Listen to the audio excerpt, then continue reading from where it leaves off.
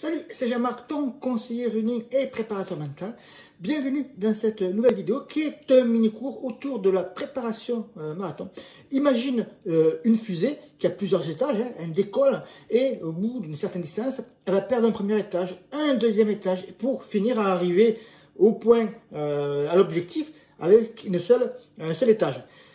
La préparation marathon, on va voir que c'est la même chose, il y a plusieurs phases et on va partir de l'image d'une fusée et je vais te montrer les trois phases de la fusée pour les marathoniens et on va aborder durant ces trois phases les différentes qualités et le travail que tu vas devoir faire pour préparer et réussir ton marathon.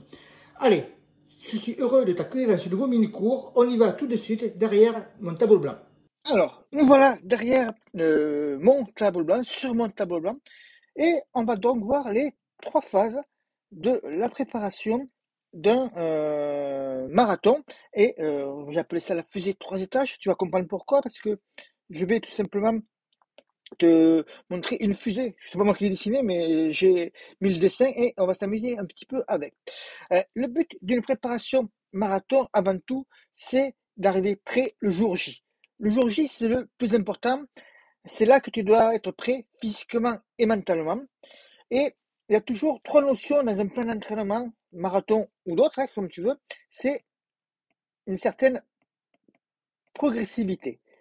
C'est-à-dire que tu ne vas pas attaquer directement des séances difficiles de seuil, d'allure marathon. Tu ne vas pas directement rentrer lorsque tu fais une préparation en 8 ou 12 semaines. Tu ne vas pas rentrer directement dans le vif du sujet avec des charges d'entraînement énormes dès le départ du programme. Au contraire, il faut qu'il y ait une progressivité. Et si tu as l'impression que le début d'un plan d'entraînement, comme sur nos plans par exemple, que tu ne rentres pas directement dans le vif du sujet, c'est tout à fait normal. Il y a la notion de progressivité qui est très importante. Et progressivité, c'est aussi un petit peu égal à la patience. Il faut que tu prennes le temps de te préparer. Tu as donc des programmes d'entraînement qui sont grosso modo. Alors chez nous, on les fait entre 8 et 12 semaines. Et ce sont des plans modulables, donc on peut toujours aménager le programme. Mais grosso modo, les plans d'entraînement que tu as trouvés pour une prépa marathon, c'est aux alentours de 8-12 semaines. Et donc, il faut être aussi persévérant, c'est-à-dire cette persévérance, tu vas la retrouver dans ta façon de t'entraîner et de voir la préparation course à pied, préparation marathon sur la durée. Il faut être donc patient parce que comme je te l'ai dit, on est sur des durées assez longues de préparation et en tous les cas, on distingue trois grandes phases d'entraînement dans un plan marathon. Allez, donc on attaque avec ce petit croquis que je t'ai fait. Hop, on change de page. Et là, tu le vois, elle est magnifique cette fusée quand même. Bon, c'est pas moi qui l'ai dessiné parce que je suis très mauvais dessinateur. Déjà, j'écris très mal, tu as pu le voir sur le tableau blanc. Donc, on va attaquer avec ces trois phases. La première phase, et je vais te la colorier. Attends, hop, on va changer plutôt de couleur. Je vais gommer. On va changer, pas de couleur, mais hop, de surligneur. On va prendre le surligneur. La première phase qui est ici, c'est un dur, grosso modo, je vais te le marquer ici, un dur entre, hop, on va ici, un dur entre 2-4 semaines, mais c'est très souvent 4 semaines où c'est que tu vas revoir les bases un petit peu de la course à pied. C'est notamment très intéressant si tu n'as pratiquement rien fait les semaines d'avant. On verra aussi dans quel cas après on supprime un étage de la fusée. Donc, durant cette préparation-là, on est dans une phase, pas de reprise, mais de réhabilitation. Ça permet de reprendre justement progressivement la course à pied, notamment si tu n'as pratiquement pas fait grand-chose avant. Donc là, la dominante, on va retrouver notamment la dominante de VMA. On peut retrouver aussi des séances de renforcement musculaire, bien sûr. On peut retrouver, bien sûr, on va trouver aussi de l'endurance qui va augmenter au fur et à mesure, notamment de la sortie longue. Tu peux être sur une première semaine à 1h10, la deuxième semaine 1h20, troisième semaine, et tu finis la quatrième semaine à 1h30. Quoi. Voilà, grosso modo, par exemple, c'est ça, l'augmentation. On peut retrouver aussi, bien sûr, tout ce qui fait les allures seuil, les séances de côte. Bref, tu vas retrouver ce type de séance très souvent dans cette première phase qui est une phase, on va dire, de reprise, de développement, si tu préfères. Euh, cette phase est importante. Est-ce qu'on peut la supprimer ou pas? Je vais y revenir après. Ensuite, on a le cœur de la séance, et là je te le mets en rouge parce que c'est peut-être, décidément, quand je veux utiliser la bonne couleur, on va, on va y arriver, hein, t'inquiète pas, on va y arriver tout doucement. Voilà. Ouais, parce que je me suis prévu, toi, des petites couleurs pour colorier la fusée, donc du coup, ce serait bien que ce que j'avais prévu de faire, ça fonctionne. Alors ici, on est dans la phase de développement, la phase, moi, ce qu'on appelle, nous, chez nous, la phase spécifique. C'est-à-dire que on est là pour développer tes qualités, et dans le cadre de marathon, tes qualités de marathonien. On va retrouver donc dans cette phase spécifique, on va retrouver tout d'abord des rappels VMA. Ce n'est pas le gros cœur du programme, mais on va retrouver des rappels de VMA une fois tous les 10-15 jours avec des petites séances courtes de VMA. On va surtout s'intéresser ici à ton allure seuil ou ton allure spécifique marathon, la fameuse S42. Ça va être donc, on va travailler soit dans des séances spécifiques, soit dans des séances lors de tes fameuses sorties longues. Ces fameuses sorties longues, donc qui vont durer grosso modo, alors ça dépend bien sûr du niveau de chacun, hein, mais on ne va pas dépasser les 2h30. Même si tu fais un marathon en 5 heures, en 5h30, en 4 heures, en 4h30, tu verras que dans les programmes, on ne va pas dépasser les 2h30. On pourra aller jusqu'à 2h45 maxi, mais on ne dépasse pas 2h30. Pourquoi? Tout simplement, et là, c'est un point important que je te soulève. Pourquoi? Tout simplement parce que tu vas avoir plusieurs séances, hein. Des séances, en principe, tu vas courir 3, 5, voire 6 fois par semaine, mais de 3 à 5, 3, 4 ou 5, c'est la majorité des coureurs qui font ça. Et donc, tu vas avoir la fatigue des séances précédentes et la fatigue de la semaine d'entraînement. Monter trop haut, ça ne sert à rien parce que tu vas te fatiguer beaucoup et après, il te sera impossible d'enchaîner sur les séances qui sont quand même des séances de qualité, les séances suivantes. On peut trouver aussi, je ne l'ai pas marqué dans les semaines précédentes, mais on peut travailler la foulée. Et là, ça va être pareil. On va pouvoir travailler l'économie de course et donc ta foulée par rapport à ton allure marathon. Le but de l'entraînement, c'est de stimuler ton corps sans toutefois le mettre dans un état de fatigue très important. C'est pour ça que je te dis que ces fameuses sorties longues, il ne faut pas en faire de 3 à 4 heures, ça sert strictement à rien. Contente-toi de ce qu'on propose dans nos programmes 2h30 maximum.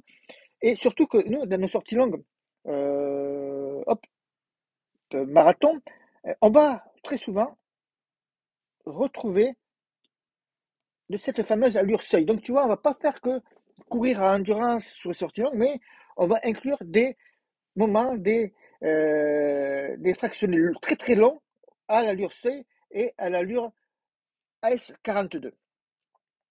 Maintenant, on va attaquer la dernière fusée de notre étage et cette fois-ci, je vais essayer de colorier dans la bonne couleur. Tu vois que j'y arrive quand on veut. Là, voilà. J'ai un peu trop mis de bleu, donc on va remettre un peu de bleu. Voilà. Et dans cette dernière partie de la fusée, on a ce qu'on appelle la phase d'affûtage. Alors, l'affûtage, grosso modo, ici on est sur 4 semaines de préparation. Et ici, on va être aux alentours, je ne l'ai pas marqué, on va être aux alentours de 6 semaines. 6 semaines, c'est largement ce qu'on a besoin, ce qui suffit de tout simplement pour se mettre, pour trouver son allure marathon, pour trouver aussi son allure, donc, et pour t'aider à progresser, à améliorer, pour travailler aussi la dépense énergétique par rapport à l'économie de course et résister au mur du 30e kilomètre environ. La phase d'affûtage, elle permet de récupérer de tous les efforts et d'arriver frais physiquement et mentalement pour le marathon. Cette phase d'affûtage, elle va durer grosso modo 10 jours à 2 semaines. Très souvent, c'est plutôt aux alentours de 2 semaines. Donc, on va soigner la récupération pour que tu arrives frais comme un gardon le jour de la course. Ce qui va dire qu'on va avoir une diminution du volume. Le diminution du volume, c'est-à-dire que tu vas réduire la durée de tes séances. On va avoir une diminution de l'intensité. Tu ne vas plus faire, par exemple, des grosses séances de seuil ou d'allure AS 42. Ça aussi, ça va diminuer. Et on peut aussi jouer sur la diminution. Ah, bon, je vais écrire sur la belle fusée de la répétition. La répétition, c'est-à-dire que si tu cours, tu fais un entraînement sur 4 semaines, 4 séances par semaine, à ce moment-là, tu vas passer petit à petit à 3 séances et peut-être sur la dernière semaine, selon ton état de forme, selon comment tu te sens, passer à 2 séances simplement plus la course. Ou une séance et la course, mais très souvent, si tu cours 4 fois par semaine, tu auras 2 séances plus la course.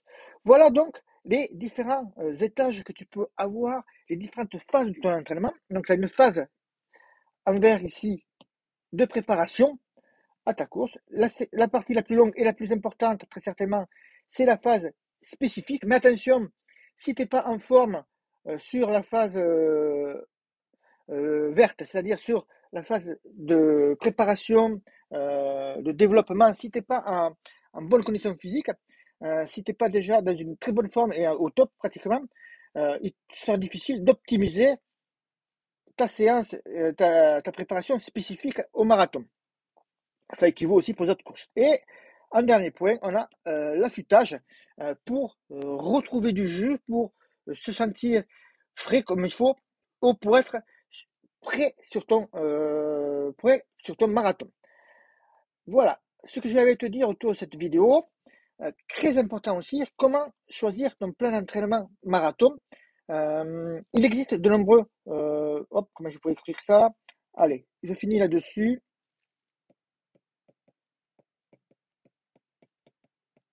Plan marathon. Donc on a vu qu'il était sur 8-12 semaines. Tu as des plans aussi sur 10 semaines. Tu peux les choisir, les plans marathon, donc dans les magazines, sur le web. Alors, je ne vais pas te faire un discours de tous les plans d'entraînement sur le web et dans les magazines. Hein, je ne suis pas là pour. Je ne regarde pas ce que font les autres d'ailleurs. Il y a un inconvénient, un gros défaut, et je vais te le mettre ici, c'est que quel que soit le plan que tu vas prendre, ils sont pas toujours adaptés à ta pratique à toi, mais surtout ils sont figés. Et lorsqu'ils sont figés, ça veut dire dès que tu rates une séance, il est compliqué de suivre le plan et on peut très rapidement se motiver parce que on a pris du retard, parce on sent qu'on n'est pas dans la bonne forme et qu'il faudrait modifier quelque chose dans le plan et on ne sait pas comment faire parce que tout simplement, on est un peu prisonnier. Et quand on est prisonnier comme ça, nous, c'est ce que l'on fait, nous, pour ne pas que le plan soit figé, on te propose, nous, des plans modulables. C'est-à-dire qu'on va les adapter, on va pouvoir les adapter par rapport à ton cas personnel et on va te proposer non pas une solution, non pas deux, mais jusqu'à 3 solutions, 3 variables en fait, et que tu pourras choisir en fonction de tes disponibilités, de ce que tu veux faire exactement. On va pouvoir te proposer jusqu'à 3, peut-être pas tout le temps 3, hein, mais très souvent une ou deux, qui vont tout simplement te permettre d'adapter le plan à tes besoins. Et ça marche pour le prochain plan d'entraînement marathon que tu as sûr, mais aussi pour tous les autres, parce que tu as tout simplement un accès à vie à nos programmes d'entraînement. Donc voilà, j'ai fini pour cette vidéo sur cette fusée à 3 étages des marathoniens. Si tu as des questions, ben, tu peux m'envoyer un petit mail, j'y répondrai. Si tu es dans le groupe Telegram, j'y répondrai également. Ou si tu regardes cette vidéo sur YouTube, ou tu regardes en dessous pour me laisser un commentaire. Je te dis à bientôt, bon run et bye bye.